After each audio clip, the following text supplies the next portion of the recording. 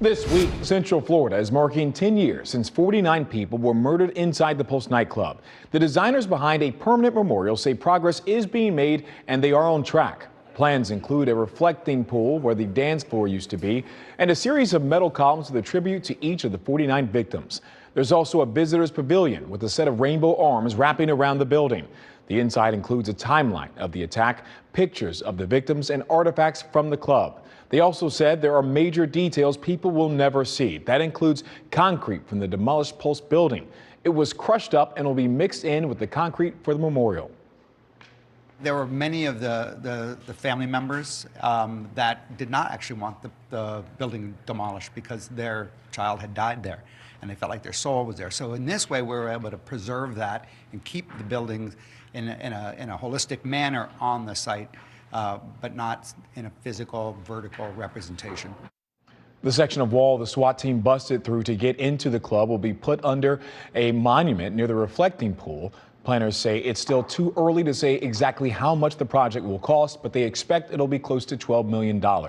Construction is set to start in September and should take about a year to finish. And despite the progress the designers say that they are making, some are not happy with what's taking shape. West 2's Nancy Alvarez took their concerns straight to the city.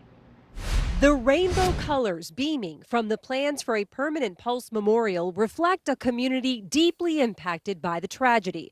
But there's growing concern another group's story isn't being told. I'm talking about Puerto Rico, I'm talking about Mexico. Father Jose Rodriguez helped select the members of the Pulse Advisory Committee, the group tasked with giving the city input on memorial designs. He talked to us about one of his top priorities. It's a human tragedy, and I don't want to minimize the human tragedy aspect to this, but we have to be real.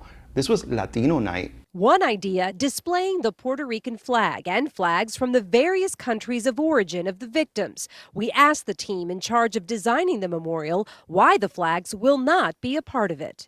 Probably a combination both of available space.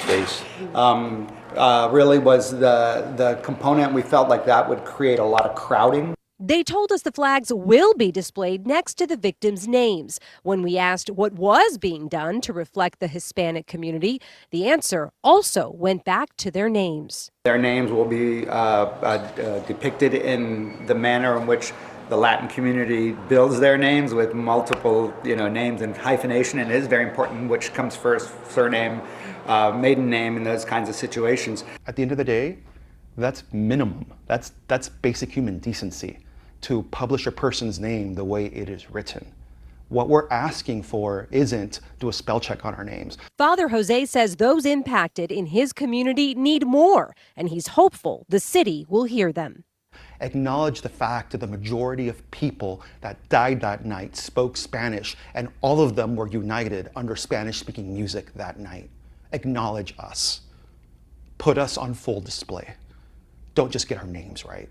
Don't just do the bare minimum. In Orlando, Nancy Alvarez. And in a statement this afternoon, the city of Orlando responded saying in part, the design process is not finalized and we will continue to consider feedback from victims' families and survivors. And to mark the 10-year remembrance, West 2 brings you the third long-form project in our Life After Pulse series. We look back at all that has transpired in this last decade, which has been filled with grief and anger as those impacted have tried to heal. You're going to hear from survivors on their journey, families of those lost, and the difficult path our community continues to walk towards a permanent memorial. West 2 Chronicle Life After Pulse 10 years later will air this Thursday evening at 7 o'clock. You can watch it right here on West 2.